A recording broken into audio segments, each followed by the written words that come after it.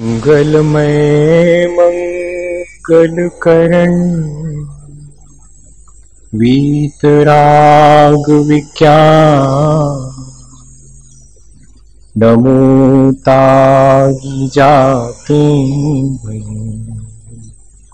अरहंतादि महा जो विद्यादि सागर सुधी जो विद्यादि सागर सुधी गुरु हैं हितैषी शुद्धात्म में निरत नित्य हितोपदेशी वे पाप ग्रीष्म ऋतु में जल है सयाने पूजोगे सतत केवल ज्ञान पाने पूजोगे सतत केवल ज्ञान पाने। बोले भगवान महावीर स्वामी की, 10 लक्षण महापर्व की, आचार्य गुरुवर विद्यासागर मुनि महाराज की।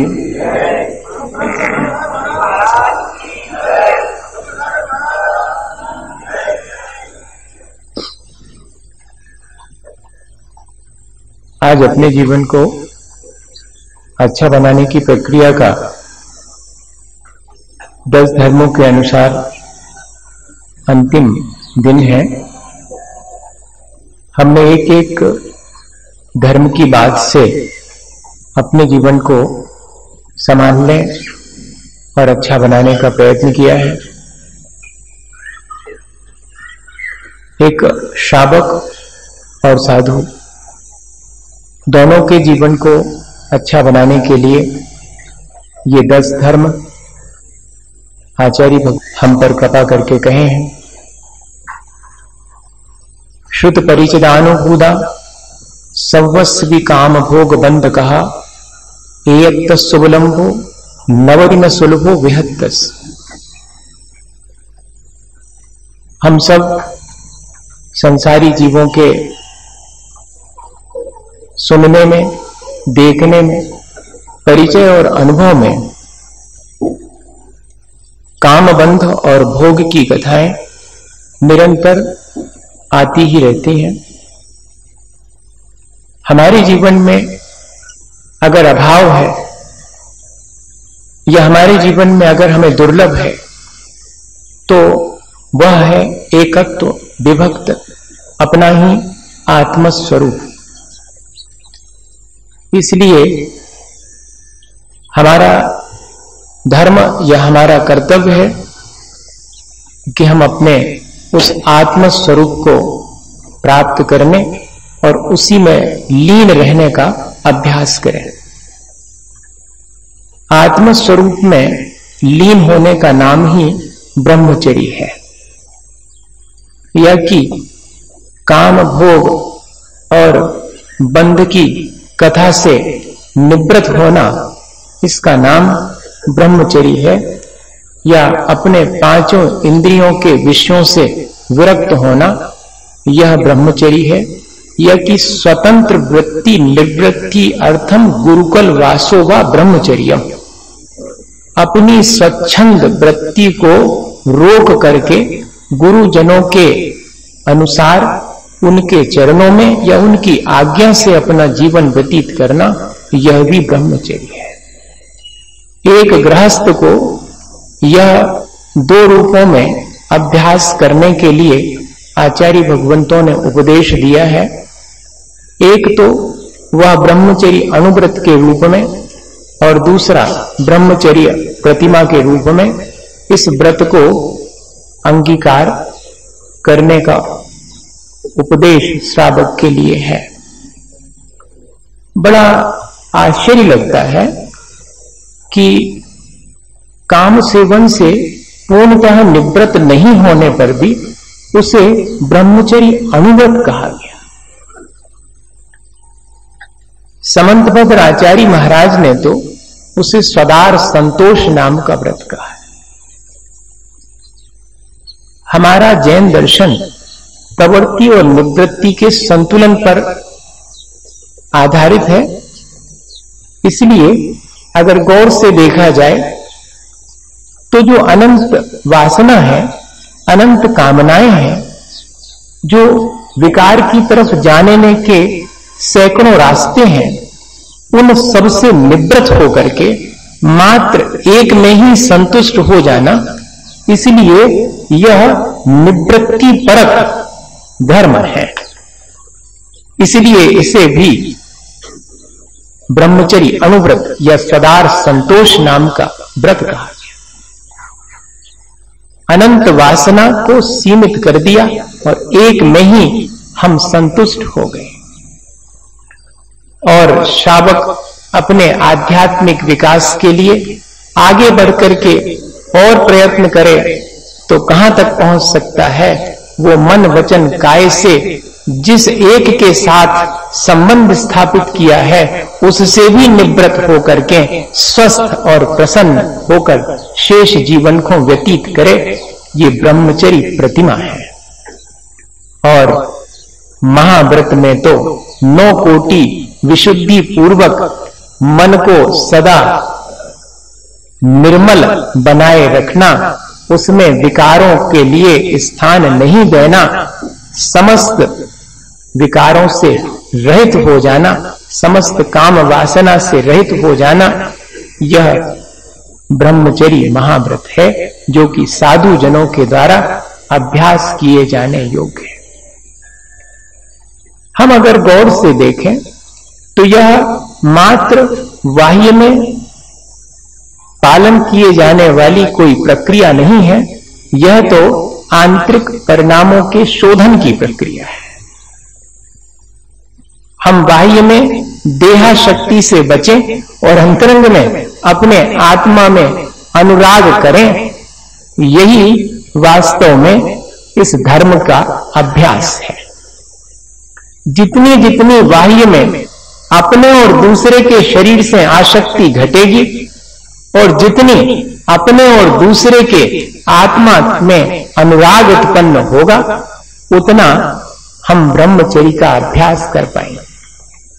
इसलिए 4 बातें हम समझने की कोशिश करें जिससे कि इस धर्म का हमारे जीवन में प्रादुर्भाव हो, प्रगटीकरण हो। यह हमारे जीवन में विद्यमान है, पर इस पर जैसे आकाश में बादल छा जाते हैं तो आकाश की जो निर्मलता है वो ढक जाती है, आकाश का जो नीलापन है वो फिर दिखाई नहीं देता। ठीक ऐसे ही हमारे मन के आकाश में जब विकार उसे आच्छादित कर लेते हैं तो हमारी निर्मलता ढक जाती है, वो कहीं जाती नहीं है, वो विद्यमान है। हमें सिर्फ ये करना है कि अपने उन विकारों के बादलों को हटा करके अपनी उस स्वच्छता और निर्मलता को प्राप्त करें। वो हटेंगे कैसे?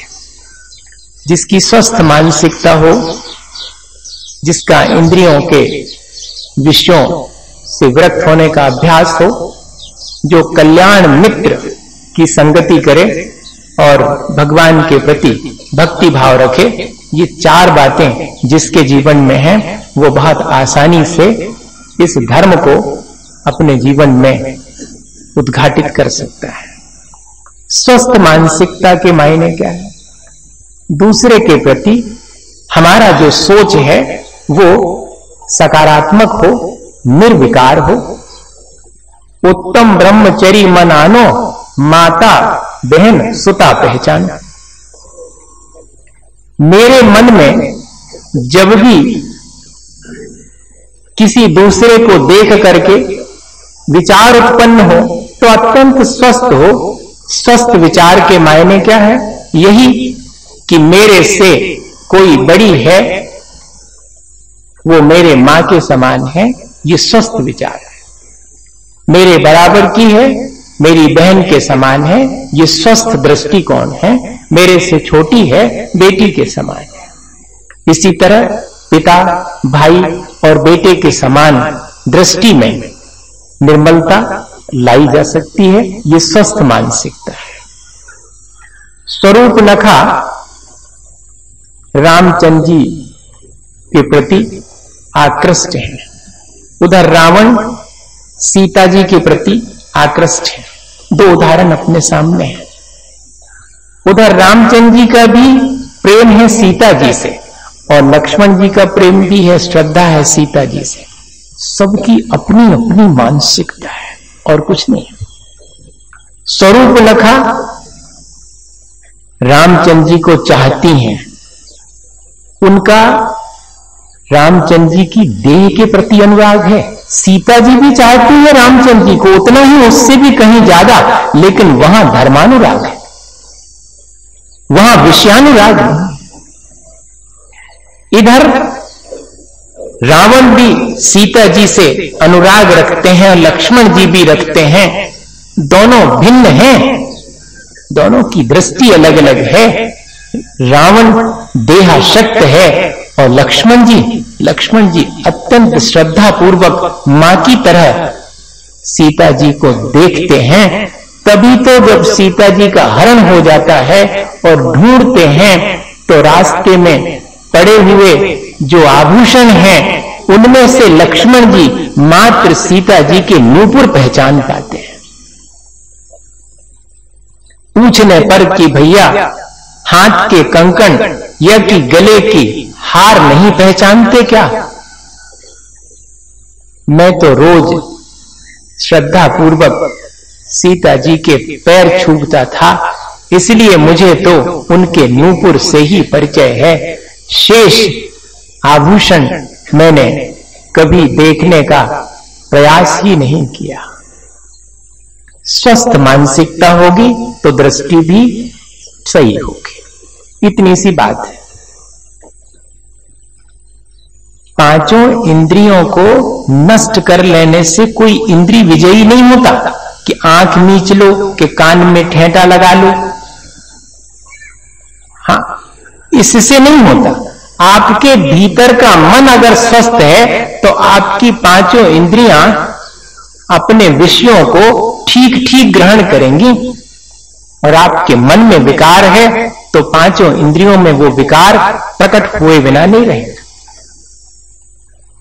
इसलिए मन का स्वस्थ होना अनिवार्य है। जैनेन्द्र कुमार ने तो ब्रह्मचर्य की परिभाषा कुछ अलग ही बनाई।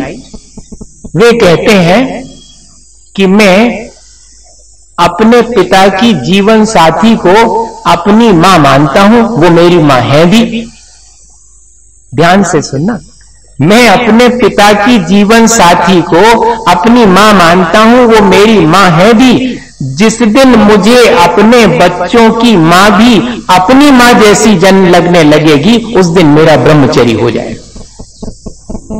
अभी तो अपने पिता की जीवन साथी मुझे अपनी मां लगती है भी, लेकिन जिस दिन अपने बच्चों की मां मुझे अपनी मां लगने लगेगी, उस दिन मेरे अंदर ब्रह्मचर्य घटित हो जाए।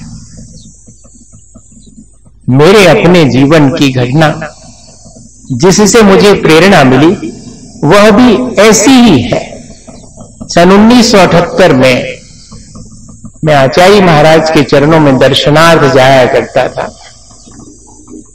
हमारी एक बहुत बड़ी बुआ जी थी, उनका भी आचार्य श्री के प्रति बहुत श्रद्धा भाव था। बहुत तर्कवान उनका स्वभाव, और तर्कवान व्यक्ति किसी के प्रति श्रद्धा रखे तो सोने में सुहागा हो गया।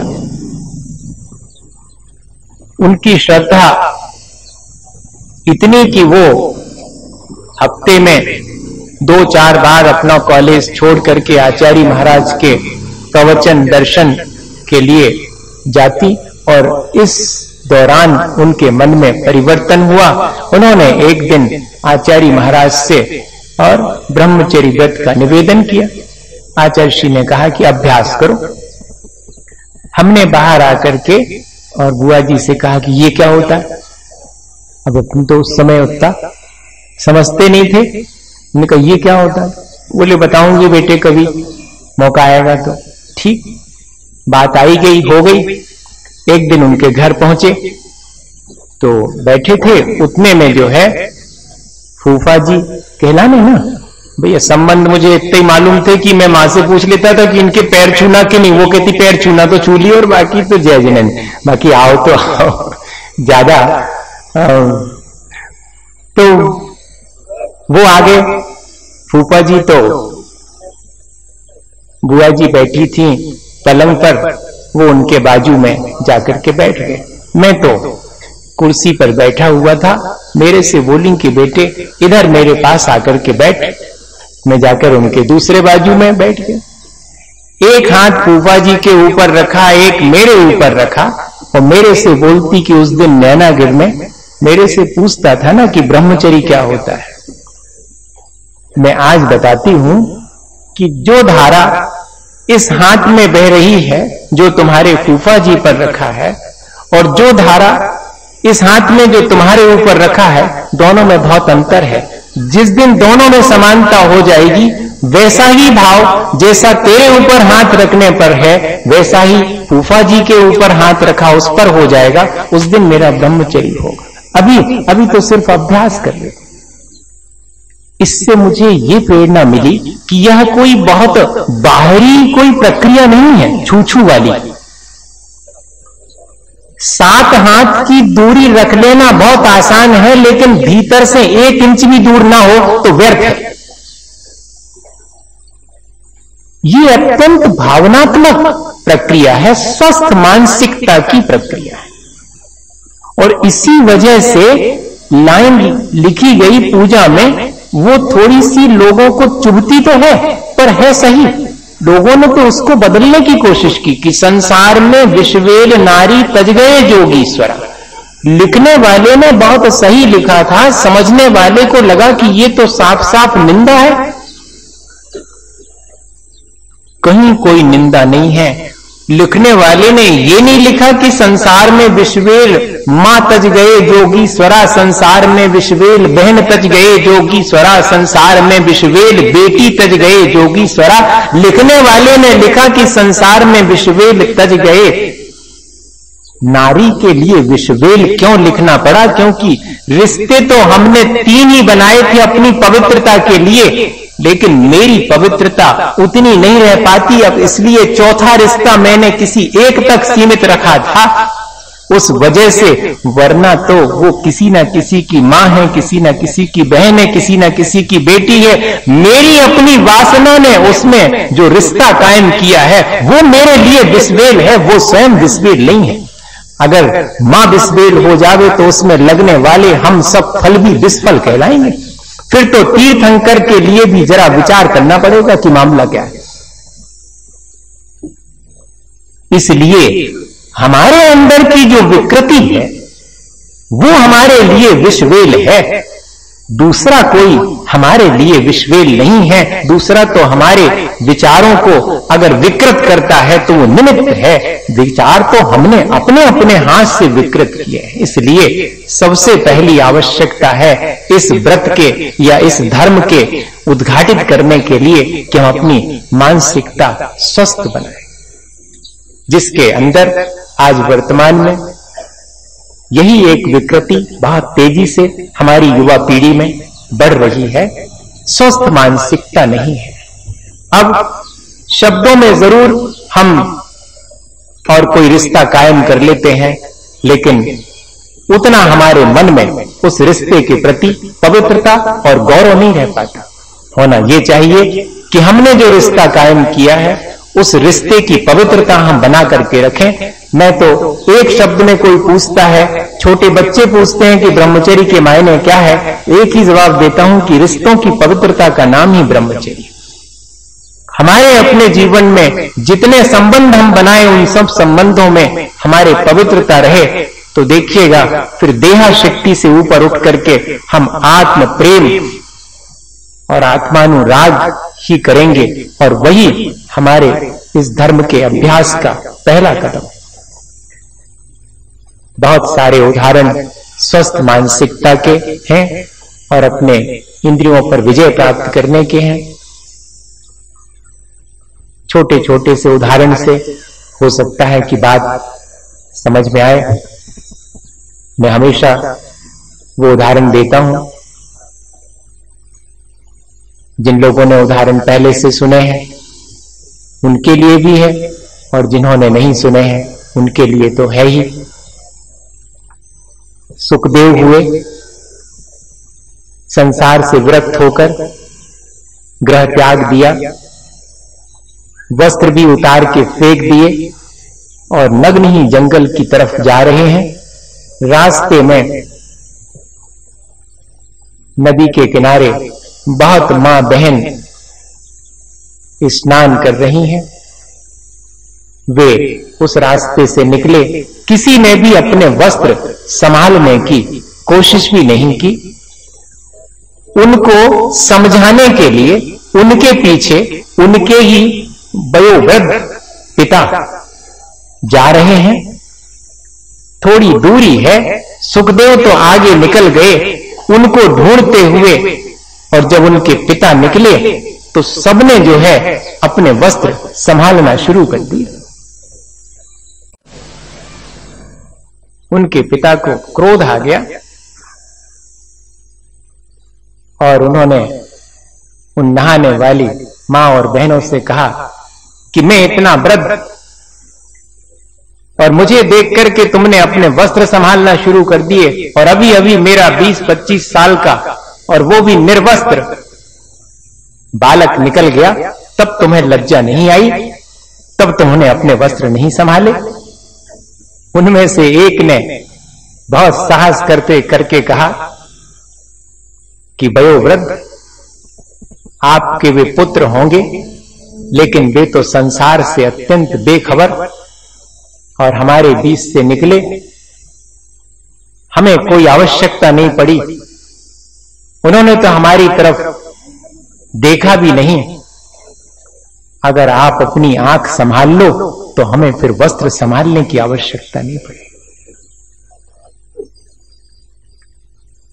इससे मालूम पड़ता है कि हमारे अंदर जो भाव हैं वे ही प्रधान हैं।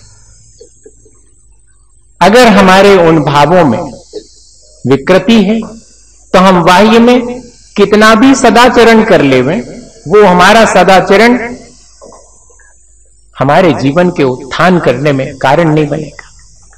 वास्तव में अंतरंग की निर्मलता के साथ जो बाह्य में हम सदाचरण करते हैं, वही सदाचरण हमारे जीवन में धर्म को प्रवेश देता है।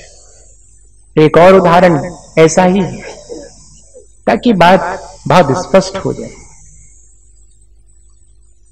वैसे तो सबके भीतर बहुत स्पष्ट है, आंख और दृष्टि सब पहचानते हैं, कहीं किसी से ये चीज छुपी नहीं है। आप कितने भी अपने मन को ढांकने की कोशिश करिएगा, आपकी आंख में झलक आएगा कि आपके अंदर क्या चल रहा है। आपके अंदर प्यार है तो आंख से झलकेगा, आपके अंदर घृणा है तो आंख से झलकेगा, आपके भीतर विकार है तो आंख से झलकेगा। तो एक बुजुर्ग साधु एक नव दीक्षित साधु के साथ जंगल के रास्ते से अपने आश्रम में लौट रहे हैं। दोनों बौद्ध भिक्षु हैं। अचानक नदी के किनारे क्या देखते हैं कि कोई एक बहन नहाते नहाते पैर फिसलने से नदी में डूबने लगी। जो नव दीक्षित युवा साधु हैं, उन्होंने ज्यादा विचार नहीं किया और फौरन नदी में उतर करके और उस बहन को निकालकर बाहर लिटा दिया। उनके स्वस्थ होने तक वे उनकी सेवा करते रहे। जो बुजुर्ग वयोवृद्ध साधु थे कहने लगे कि हो गए तुम भ्रष्ट, तुमने स्पर्श कर लिया, मैं जाकर के बुद्ध से कहूंगा कि तुम्हें पुनः दीक्षित किया जाए या कि वापस भेज दिया जाए। वो अत्यंत शांत रहे। दोनों जन जब पहुंचे तो पहले ही नंबर जाकर के बुद्ध से कहा कि भगवान, ये भिक्षु भ्रष्ट हो गया, इसने एक युवती को नदी में डूबती हुई उठा करके बाहर रखा और उसकी सेवा करी। इसे प्रायश्चित देकर के शुद्ध करें या कि विदा दें संघ से। बुद्ध ने कहा कि प्रायश्चित के भागीदार तो आप हैं। अब जरा मुश्किल पड़ी। सबने कहा कि अरे ऐसे कैसे, ये तो विशुद्ध हैं, इनका आचरण तो बहुत निर्मल है, वयोवृद्ध हैं।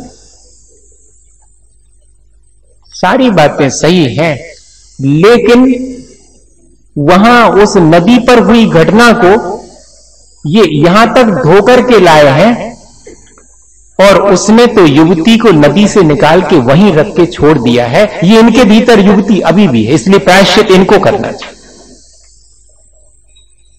ये मैं इसलिए उदाहरण देता हूं कि ताकि हमारे मन में स्वस्थ मानसिकता उत्पन्न। आचार्य महाराज ने सन 1983 के चतुर्मास में ईसरी में और मुझे कुछ पंक्तियां सुनाई थी। मैं इस अवसर पर हमेशा आचार्य महाराज की भी सुनाई हुई पंक्तियां रिपीट करता हूं। अभी तुमने आग के रंग के कपड़े पहने हैं, जैसे कोई गेरुआ वस्त्र पहन ले और सन्यासी हो जाए या अपने को सन्यासी कहे, तो उसके लिए कह रहे हैं कि अभी तुमने आग के रंग के कपड़े पहने हैं, तुम्हारी काम वासना अभी तपस्या की अग्नि में जलकर नष्ट नहीं हुई है। अभी तुम्हारी काम वासना तप की अग्नि में जलकर नष्ट नहीं हुई है, इसलिए तो तुम्हें स्त्री और पुरुष में भेद मालूम पड़ता है। इसलिए तो तुम्हें स्त्री और पुरुष में भेद मालूम पड़ता है। अरे स्त्री के पीछे भागना और स्त्री से दूर भागना बात तो एक ही है। जब तक ये यात्रा जारी है तब तक सन्यास की यात्रा प्रारंभ नहीं हुई। ऐसा दृष्टि के भीतर निर्मल भाव आ जावे, न घृणा है न राग है, दोनों स्थितियों के बीच संतुलित स्वस्थ दृष्टिकोण अगर मन में है तो ही मानिएगा कि हां हमारे भीतर ये धर्म धीरे धीरे प्रकट हो रहा है। हम लोग एक तरफ तो बाह्य क्रियाओं को ये कह करके कि ज्यादा महत्वपूर्ण नहीं है या तो छोड़ने लगे हैं, और या कि बाह्य क्रियाओं में इतना अधिक धर्म मान लिया है कि आंतरिक के परिणामों को भी नहीं संभाल पाते हैं। हमें दोनों के बीच का एक अच्छा संतुलन कायम रखना चाहिए, और जिसकी स्वस्थ मानसिकता है वही अपने पांचों इंद्रियों के विषयों को बहुत सावधानी पूर्वक ग्रहण करेगा। अकेले स्पर्श इंद्री का जीत लेना ही ब्रह्मचर्य नहीं है। रसना इंद्री पर भी जिसने विजय प्राप्त की है वही मानिएगा कि इसका पालन कर सकता है। इसलिए पांचों इंद्रियों के विषयों को जीतने वाला ही इस धर्म को प्राप्त कर सकता है, और जिसकी संगति, जिसकी मित्र और साथी स्वस्थ मानसिकता वाले हैं वही इस धर्म के मार्ग पर आगे बढ़ सकता है। तीसरा उपाय यही है कि कल्याण मित्र का हम आलंबन लें। कल्याण मित्र वो है जो हमारे मन में उठने वाले विकारों को शांत करे और हमारे मन को निर्मल बनाए। ऐसा ना हो आज वर्तमान में जो मित्रता कायम होती है वो तो मन को विकृत करने के लिए ही कारण बनती है।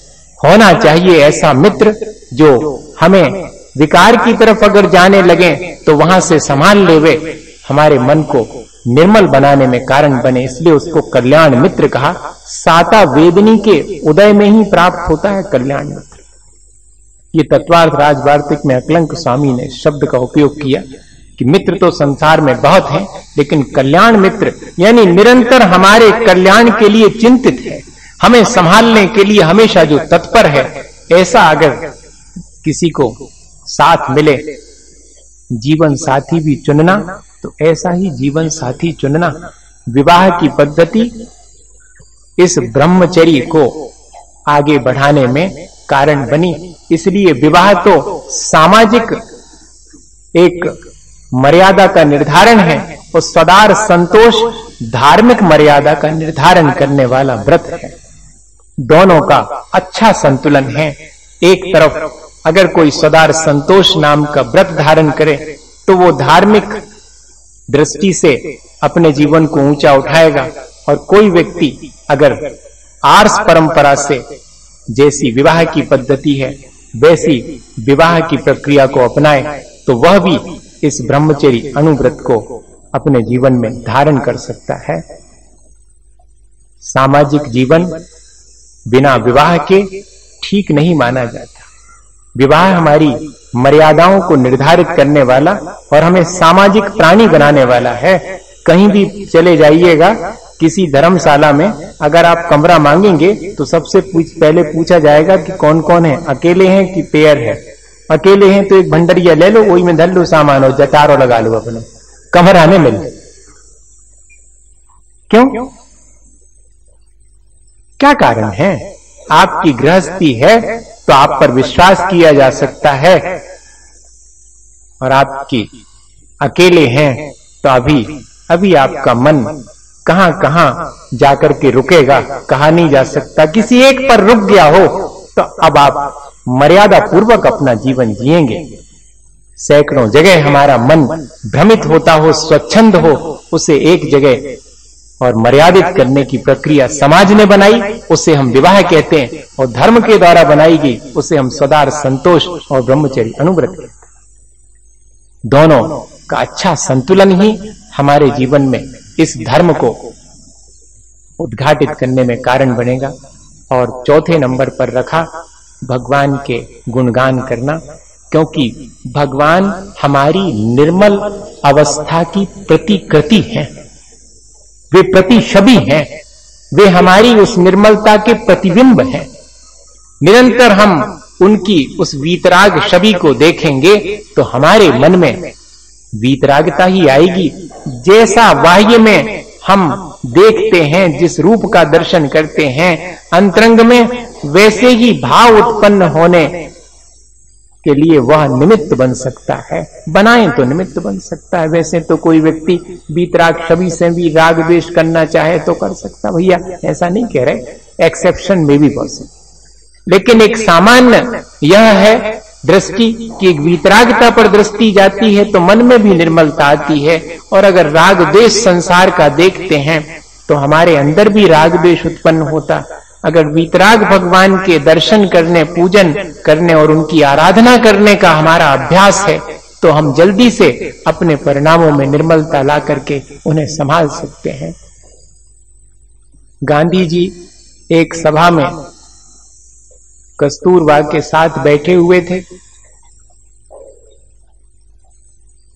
कोई नया कार्यकर्ता था, उसे ज्ञात नहीं था कि कस्तूरबा गांधी जी की कौन है। तो गांधी जी से कहा कि ये आपकी मां है क्या? गांधी जी 1 मिनट तो मौन रहे, फिर अत्यंत प्रसन्न होकर बोले कि हां, वाह, अब मेरी मां ही है।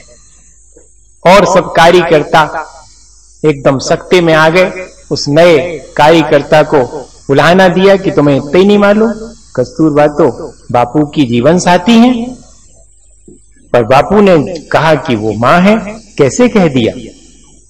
तो बापू ने जवाब दिया कि हां, पहले तो ये मेरी जीवन साथी ही थी, अब तो मेरी मां ही हो गई हैं। ये सुबह से मुझे जगाती हैं, बच्चों की तरह नहलाने धुलाने की तैयारी करती हैं, फिर बाद में पूजा आराधना में मेरे साथ बैठ जाती हैं कि कोई गलती ना करूं, ठीक से पूजा पाठ करूं, और फिर भोजन परोसती हैं तो पंखा झलते रहती हैं, जिद कर करके, और मुझे चीजें सब खिलाती हैं। रात में सोने लगता हूं तो बिस्तर बिछा करके थपकी दे करके मुझे सुलाती हैं। ये तो सब एक बेटे के लिए मां ही करती है, सो अब भाभी मेरी मां ही हो गई। इतनी निर्मलता एक स्थिति में जाकर के वैवाहिक जीवन में भी आ सकती है। ये अभ्यास की बात है। अगर स्वस्थ मानसिकता है तो हम इस चीज को उपलब्ध कर सकते हैं। विजय और विजया का प्रसिद्ध उदाहरण किसको विदित नहीं है, सब जानते हैं कि दोनों के विवाह से पूर्व उन्होंने एक एक पक्ष का व्रत धारण कर लिया था संयम का, जिसके परिणाम स्वरूप वैवाहिक जीवन के बाद भी वे अपने उस व्रत का, एक दूसरे के व्रत का, अपने स्वयं के व्रत का भी निर्वाह करते रहे और साथ रह करके भी और स्वस्थ और प्रसन्न चित्त होकर के अपने उस धर्म का अभ्यास किया। भाई, ऐसे सैकड़ों उदाहरण हमारे लिए संदेश देते हैं, प्रेरणा देते हैं कि हमसे अधिक ज्यादा ना हो सके तो कम से कम जिससे हमने जो संबंध बनाया है उस संबंध की गरिमा, उस संबंध की पवित्रता को तो हम कायम रखें ही। अपने मन में उठने वाले विकारों को ये संबंध संभालने में कारण। मैंने कई बार इस चीज को आपसे कहा भी कि शब्द भी हमारे यहाँ पर इस तरह के उपयोग में लाए कि जिन शब्दों के कहने मात्र से हमारे मन में निर्मलता आती है।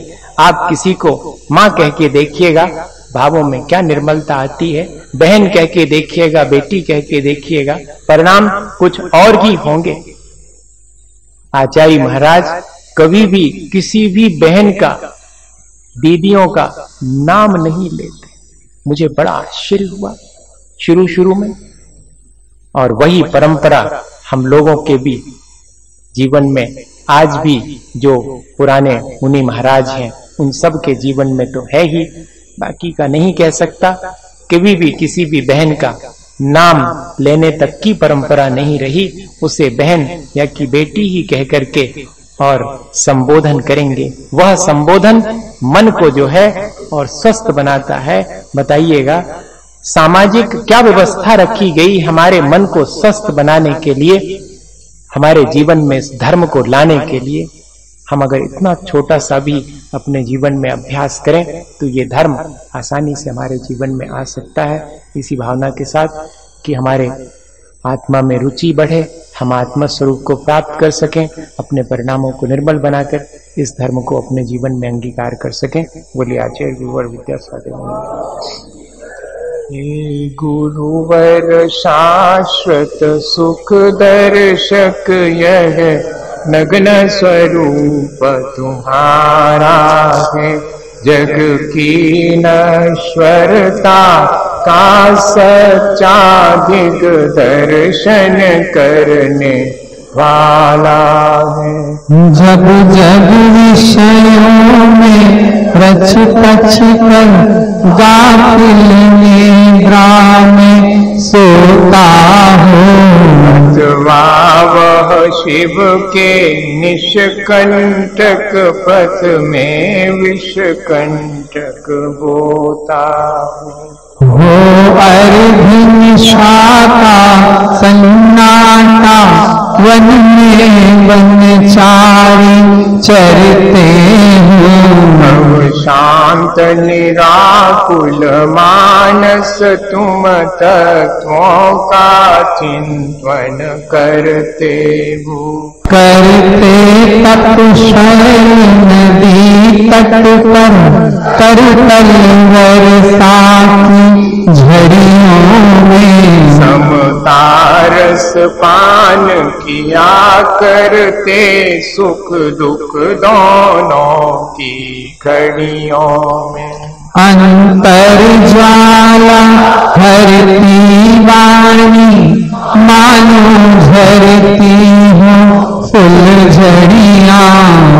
वंदन तड़ तड़ टूट पड़े, खिल जावे अंतर की कलियां। तुम सादानी का कोई हो, जग को देवी जग की निधियां।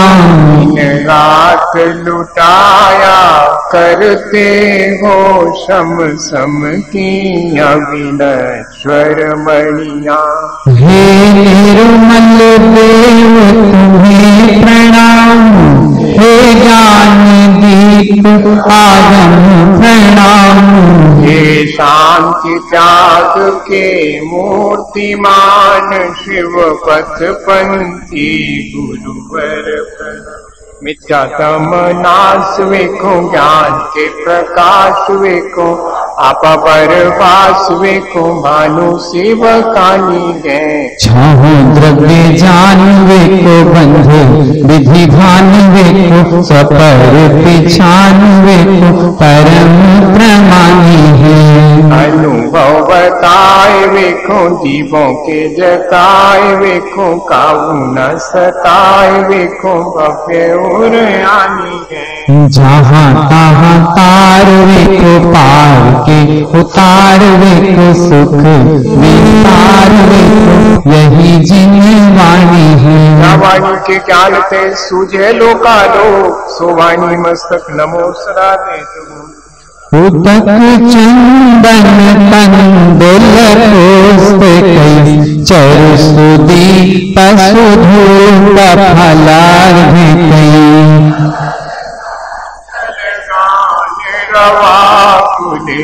जिना ग्रहे मुनिराज मगम।